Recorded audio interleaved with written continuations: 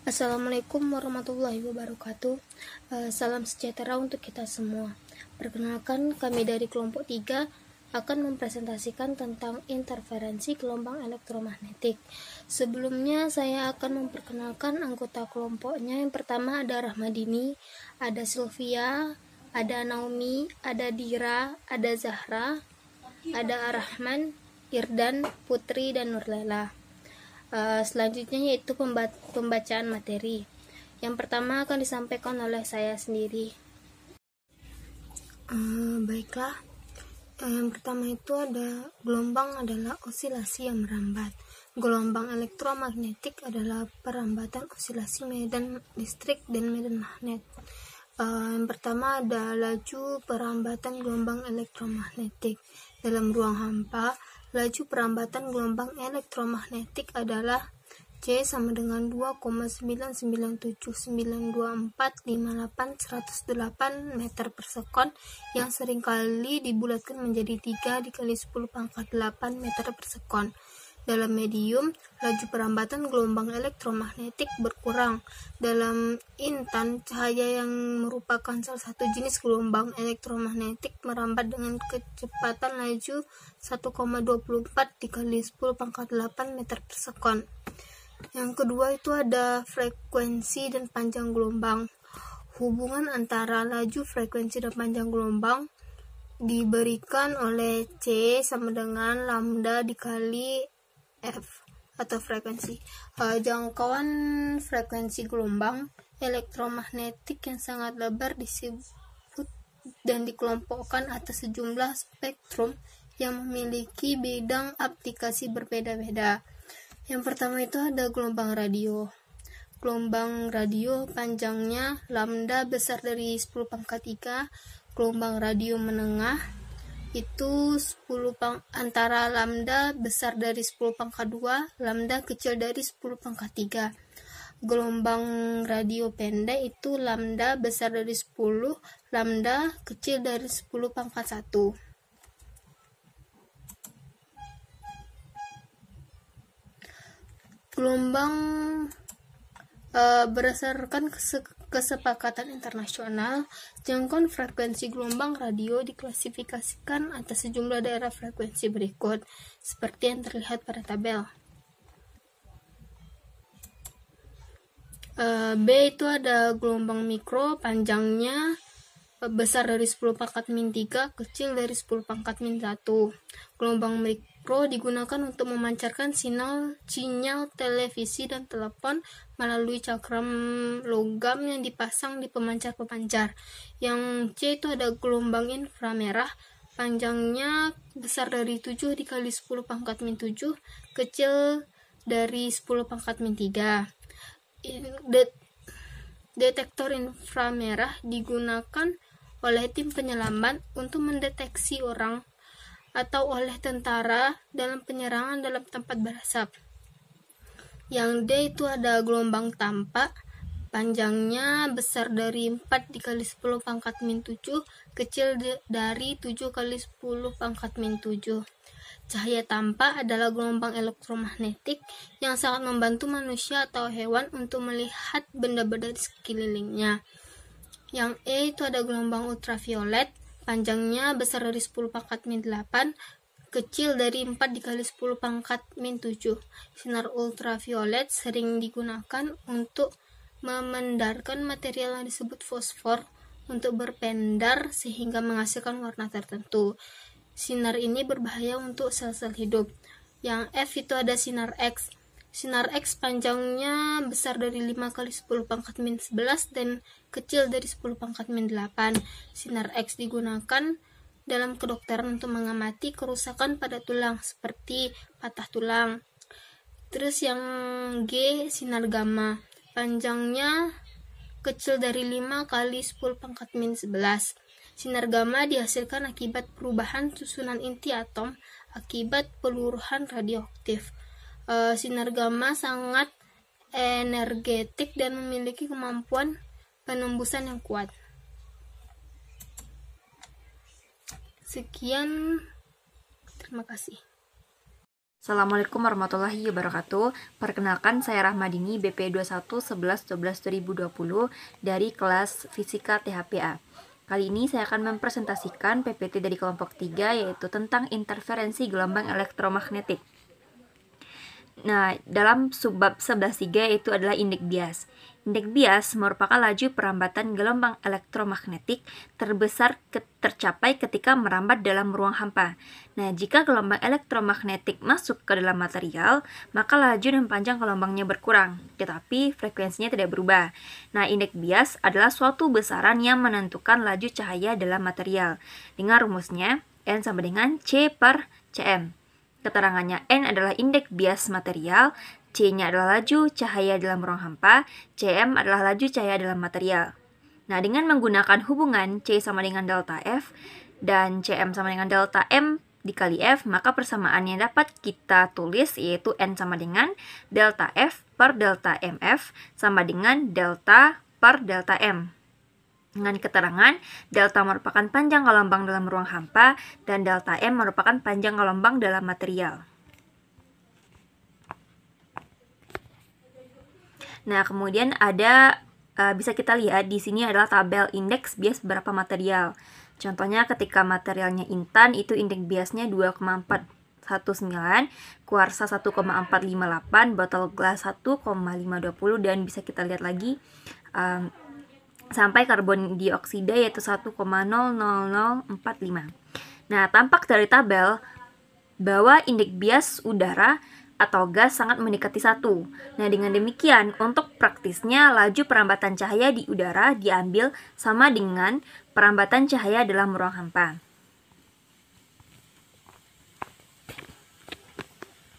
Nah, kemudian subbab 11.4 yaitu pembiasan cahaya. Pembiasan adalah perubahan arah rambat cahaya ketika berpindah dari satu materi ke materi yang lain. Apabila arah rambat cahaya tegak lurus bidang pembatas antara material dan udara, maka cahaya tetap bergerak lurus, walaupun mengalami perubahan laju. Tetapi, jika arah rambat cahaya tidak tegak lurus bidang pembatas udara dan material, maka di samping mengalami perubahan laju. Arah rambat cahaya mengalami pembelokan pada bidang pembatas udara dan material. Bisa kita lihat dalam gambar. Nah, dari uraian di atas dapat ringkas di sini bahwa syarat terjadinya pembiasan adalah yaitu laju cahaya pada kedua medium berbeda. Kemudian, arah datang cahaya tidak tegak lurus terhadap bidang pembatas kedua medium. Nah, dari hukum Snell untuk pembiasan cahaya yaitu Ni sin delta I sama dengan NR sin delta R, yang mana Ni merupakan indeks bias medium tempat cahaya datang dan delta I merupakan sudut datang cahaya diukur dari arah tegak lurus bidang pembatas dua medium. Nah, kemudian ada subbab 11.5 sudut kritis untuk pembiasan. Nah, bisa kita lihat dari dalam gambar bahwa ada yang namanya sudut kritis. Nah, sudut kritis itu adalah sudut saat sinar bias dibiaskan dengan sudut 90 derajat. Jika cahaya datang dari material dengan indeks bias besar ke material dengan indeks bias kecil dengan sudut delta I yang memenuhi sin delta I sama dengan NR per Ni, maka cahaya dibiaskan dengan sudut 90 derajat. Sudut delta I yang memenuhi kondisi ini disebut dengan sudut kritis dan kita simpulkan dengan delta C. Cahaya tidak dibiaskan tetapi dipantulkan. Cahaya tidak sanggup masuk ke medium kedua. Fenomena ini disebut dengan pemantulan total internal. Nah, dalam gambar itu kita bisa lihat yang merah itu berbelok di delta C. Itu sudut kritis. Sekian yang dapat saya jelaskan. Wassalamualaikum warahmatullahi wabarakatuh. Baiklah, saya akan menjelaskan fiber optik. Fiber optik itu merupakan material transparan yang berbentuk selir sangat kecil, yang terdiri dari bagian utama, yaitu teras berupa selir sangat kecil dan juga keleding. Berkas cahaya itu dimasukkan pada teras, sehingga ketika berkas tersebut menuju batas antara teras dan keleding, sudut datang cahaya lebih besar daripada sudut kritis. Jadi, cahaya selalu mengalami pantulan sehingga tetap berada dalam teras. Dengan demikian, cahaya dapat dikirim melalui fiber optik sampai jarak yang sangat jauh. Selanjutnya, pemantulan cahaya. Cahaya jatuh pada bidang pembatas dua material mengalami pemantulan dengan sudut pantul, persis sama dengan sudut datang. Ada beberapa fenomena pemantulan. Yang pertama itu jika material kedua tidak dapat ditembus cahaya, maka cahaya hanya mengalami pemantulan. Jika material kedua dapat ditembus cahaya, maka cahaya mengalami penganturan dan pembiasan. Jika material kedua memiliki indeks bias lebih kecil dari materi pertama dan cahaya datang dengan sudut lebih besar daripada sudut kritis, maka cahaya dipantulkan seluruhnya. Sifat pemantulan cahaya yang memenuhi sudut datang sama dengan sudut pantul memunculkan fenomena pemantulan yang berbeda jika permukaan pembiasan rata dan tidak rata. Jika berkas cahaya sejajar itu jatuh pada bidang pembatas yang rata, maka berkas cahaya yang dipantulkan juga sejajar. Jika cahaya sejajar jatuh pada bidang pembatas yang tidak sejajar atau tidak rata teratur, maka berkas cahaya pantulnya juga memiliki arah yang tidak teratur. Selanjutnya itu indeks bias bergantung pada panjang gelombang cahaya. Sesungguhnya indeks bias material bergantung pada panjang gelombang cahaya. Makin kecil panjang gelombang cahaya, maka makin besar juga indeks bias material untuk cahaya tersebut. Perbedaan indeks bias material untuk cahaya memiliki panjang gelombang berbeda-beda menimbulkan beberapa akibat. Yang pertama itu makin pendek panjang gelombang cahaya, maka makin kecil juga laju cahaya dalam material tersebut. Yang kedua itu jika jatuh pada bidang batas dua material dengan sudut datang sama, maka cahaya dengan panjang gelombang pendek mengalami pembelokan arah lebih besar.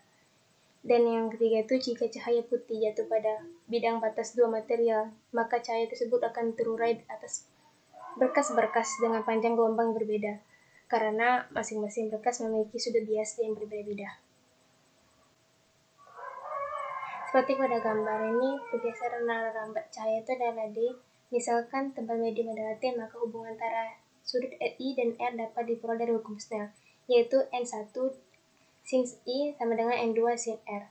Yang dari gambar itu tampak bahwa D itu sama dengan L sin I kurang R, T per L sama dengan cos R, atau L sama dengan T per cos R. Jadi didapatkan D sama dengan T per cos R sin I kurang R. 11.9 indeks bias bergantung kerapatan udara. Di udara, indeks bias juga dipengaruhi oleh massa jenis udara. Pada ketinggian yang berbeda dari permukaan bumi, massa jenis udara di atmosfer berbeda. Makin tinggi dari permukaan bumi, makin kecil massa jenis udara. Makin besar massa jenis udara, maka makin besar indeks bias udara tersebut. Makin tinggi dari permukaan bumi, maka makin kecil indeks bias udara di atmosfer. Semakin menuju ke permukaan bumi, indeks bias makin besar. Cahaya merambat dalam lintasan melengkung, terus-menerus mengalami pembelokan mendekati arah norma atau 13 bidang, seperti yang terdapat pada gambar. Fata morgana terjadi karena adanya perbedaan massa jenis udara di sekitar permukaan tanah yang berakibat pada perbedaan indeks bias. Contohnya di padang pasir. Genangan air yang mana ketika sinar matahari mengenai padang pasir akan menyebabkan terjadinya perbedaan indeks bias antara padang pasir dengan udara di sekitarnya. Hal ini menyebabkan bayangan semu seolah-olah ada air yang luas. 11.10 Interferensi cahaya.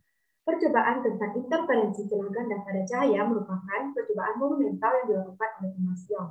Sebelum percobaan Young, konsep gelombang cahaya belum diterima oleh semua ilmuwan karena tidak ada eksperimen yang secara langsung membuktikan sifat gelombang cahaya.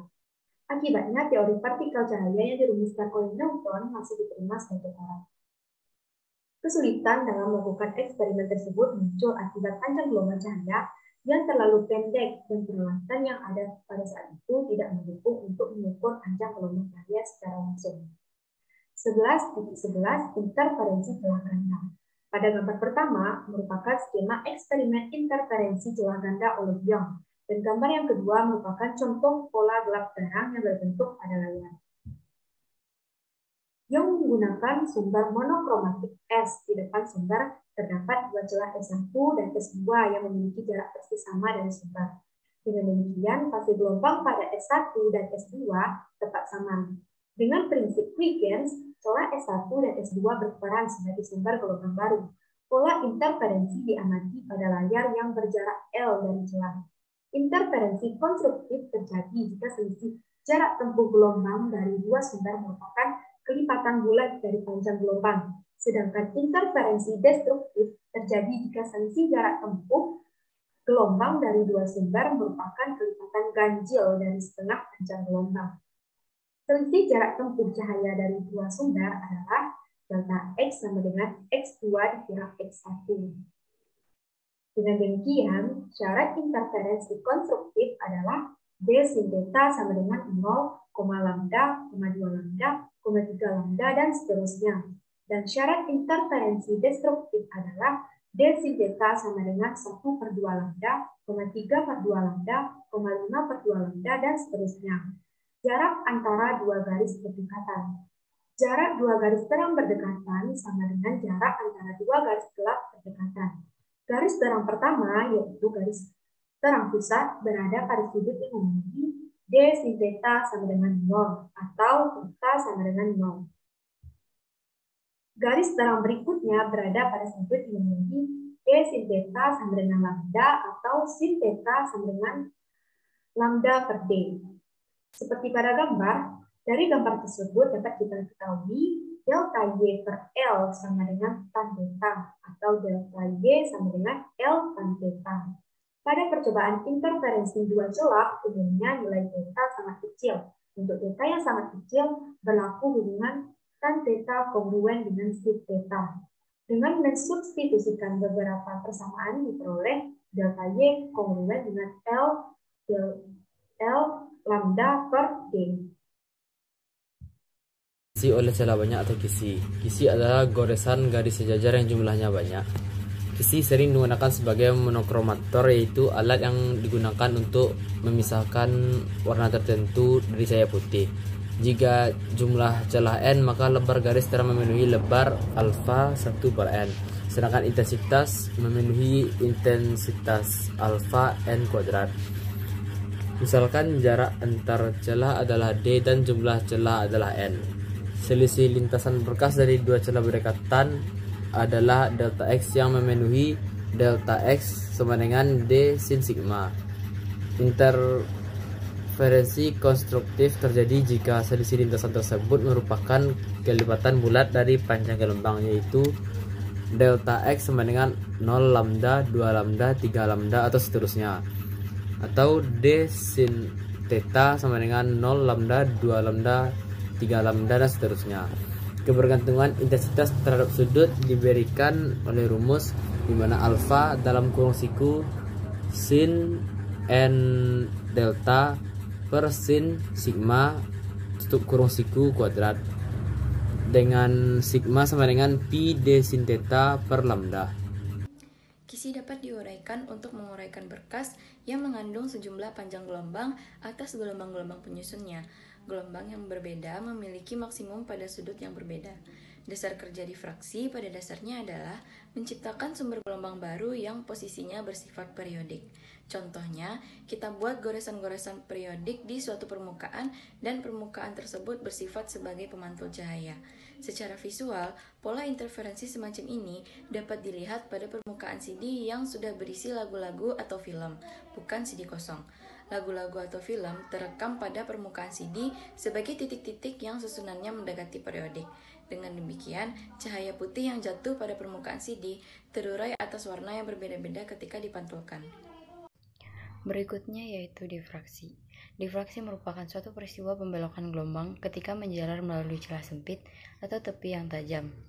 Satu celah dipandang sebagai sumber sejumlah gelombang titik. Interferensi sumber gelombang titik pada suatu celah tersebut menghasilkan pola gelap terang di belakang layar. Kebergantungan intensitas difraksi terdadal sudut arah berkas belakang celah memenuhi I alfa sin V per V dikuadratkan dengan V sama dengan V W sin theta per delta, di mana W merupakan lebar celah, T merupakan sudut arah berkas di belakang celah, dan lambda merupakan gelombang cahaya. Berikut adalah skema difraksi satu celah dan pola intensitas difraksi sebagai fungsi sinus sudut arah sinar di belakang celah. Intensitas tertinggi difraksi terjadi pada maksimum utama di pusat. Di antara dua maksimum terdapat minimum. Kondisi terjadinya minimum yaitu sin V sama dengan 0.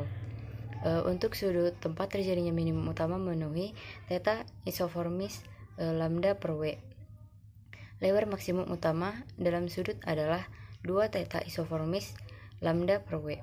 Jika jarak dari celah layar adalah L, maka lebar maksimum utama dalam satuan panjang adalah delta Y sama dengan L dikali 2 theta. Isoformis sama isoformis dengan 2 lambda L per W. Subtopik berikutnya adalah daya resolusi. Daya resolusi adalah jarak terkecil antar dua partikel sehingga kedua partikel itu tampak sebagai objek yang terpisah. Rayleigh membuat suatu kriteria bahwa dua bayangan dikatakan terpisah jika jarak lebih besar dari satu nilai maksimum. Daya resolusi lensa bernilai theta sama dengan 1,22 lambda per D, di mana W merupakan lebar celah dan D merupakan diameter lensa. Sekian dan terima kasih. Baiklah, di sini saya akan menjelaskan poin 11.15 dan poin 11.16. Yang pertama, poin 11.15, yaitu interferensi lapisan tipis. Fenomena interferensi bisa terjadi karena cahaya yang jatuh pada lapisan tipis, di mana berkas cahaya yang dipantulkan pada permukaan atas selaput dan permukaan bawah selaput dapat berinterferensi. Posisi sudut interferensi instruktif dan konstruktif bergantung pada panjang gelombang cahaya. Akibatnya, jika cahaya putih dijatuhkan pada selaput tipis, maka cahaya pantul tampak berwarna-warna. Di sini kita bisa melihat gambar cahaya yang dipantulkan oleh dua permukaan lapisan tipis yang dapat mengalami interferensi. Dengan demikian dapat dirumuskan delta V sama dengan 2N2D per lambda cos R kurang N1 2D sin R sin I per lambda cos R plus minus 1 per 2. Karena pembiasan memenuhi hukum Snell, maka N1 sin I sama dengan N2 sin R. Atau bisa juga dengan sin R sama dengan N1 per N2 sin I. Delta V sama dengan 2N2 2D per lambda cos R dalam kurung N2 kurang N1 N1 sin I per N2 plus minus 1 per 2 sama dengan 2D per N2 lambda cos R dalam kurung N2 per 2 kurang N2 per 1 sin pangkat 2I plus minus 1 per 2. Interferensi konstruktif terjadi jika 2N2 sama dengan lambda per 2, 3 lambda per 2, 5 lambda per 2, titik-titik, dan seterusnya. Sedangkan interferensi destruktif terjadi jika 2N2D sama dengan lambda, 2 lambda, 3 lambda, titik-titik, dan seterusnya. Cahaya yang dipantulkan dari dua sisi lapisan tipis memiliki perbedaan lintasan, yaitu yang pertama, cahaya yang dipantulkan dari sisi atas memiliki tambahan lintasan delta X1, cahaya yang dipantulkan dari sisi bawah memiliki tambahan lintasan 2S. Dalam menghitung beda lintasan, yang berperan bukan beda lintasan geometri, tetapi beda lintasan optik. Lintasan optik itu sendiri adalah perkalian indeks bias dikalikan dengan lintasan geometri. Beda lintasan optik memenuhi delta V sama dengan 2D per N2 lambda dalam kurung N2 per 2 kurang 0 plus minus 1 per 2 kurang 2N2D per lambda sama dengan 1 per 2. Yang kedua, saya akan bahas 11.16, yaitu lapisan anti pantul. Hampir semua lensa peralatan optik modern memiliki lapisan tipis anti pantul pada permukaannya, karena semua cahaya yang jatuh pada permukaan lensa diteruskan tanpa ada yang dipantulkan, dan berakibat bayangan yang dihasilkan lensa menjadi sangat tajam. Cahaya yang datang dari udara ke permukaan atas lapisan tipis mengalami pemantulan disertai dengan pembalikan fase, yaitu pemantulan dari medium kurang rapat ke medium rapat.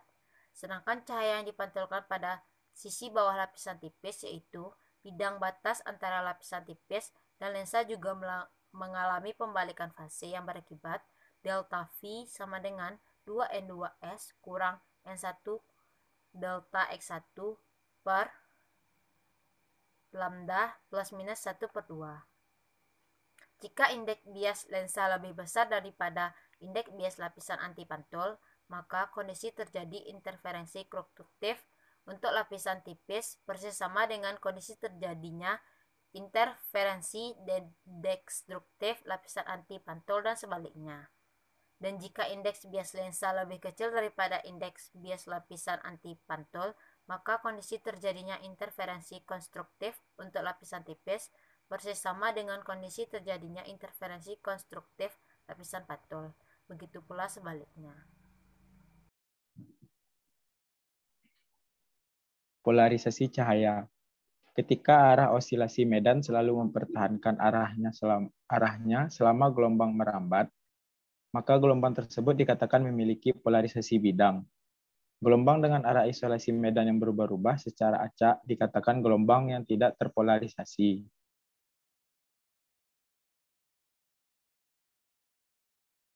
Gelombang yang tidak terpolarisasi dapat menjadi gelombang yang terpolarisasi dengan melewatkannya di suatu film. Film tersebut dinamakan film polaroid. Untuk polarisator, kita mendefinisikan sumbu mudah, yaitu arah yang melewatkan osilasi. Jadi, sumbu mudah film polaroid adalah sumbu yang tegak lurus dengan sumbu-sumbu molekul yang tersusun pada film tersebut. Pertama, cahaya yang tidak terpolarisasi yang jatuh pada polarisator. Jika cahaya yang jatuh ke polarisator tidak terpolarisasi, maka intensitas cahaya setelah melewati polarisator selalu setengah dari intensitas cahaya datang. Selanjutnya, cahaya terpolarisasi yang jatuh pada polarisator. Jika cahaya yang jatuh pada polarisator sudah terpolarisasi, maka intensitas cahaya yang lolos bergantung pada sudut antara arah osilasi cahaya datang dengan sumbu mudah polarisator. Intensitas cahaya yang dilewatkan memenuhi intensitas cahaya yang terlewatkan sama dengan intensitas cahaya datang cos kuadrat theta.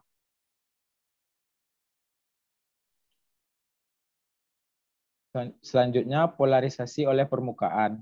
Jika cahaya yang jatuh merupakan cahaya yang tidak terpolarisasi, maka cahaya yang dibiaskan dan yang dipantulkan umumnya tidak terpolarisasi juga. Namun, untuk cahaya yang dipantulkan, komponen medan yang berada pada bidang normal bergantung pada sudut datang. Jika sudut datang dalam keadaan ini adalah B, maka terpenuhi theta B ditambah R sama dengan 90 derajat. Dengan R adalah sudut bias, kita dapat menulis R sama dengan 90 derajat dikurang theta B. Dengan menggunakan hukum Snell, N1 sin theta B sama dengan N2 sin R. Maka N1 sin theta B sama dengan N2 sin 90 derajat dikurang theta B sama dengan N2 cos theta B atau tan theta B sama dengan N2 per N1. Sudut theta B dikenal juga dengan sudut Brewster. Sekian presentasi dari kelompok kami. Kami mohon maaf jika ada kesalahan penyampaian materi. Sekian dan terima kasih. Assalamualaikum warahmatullahi wabarakatuh.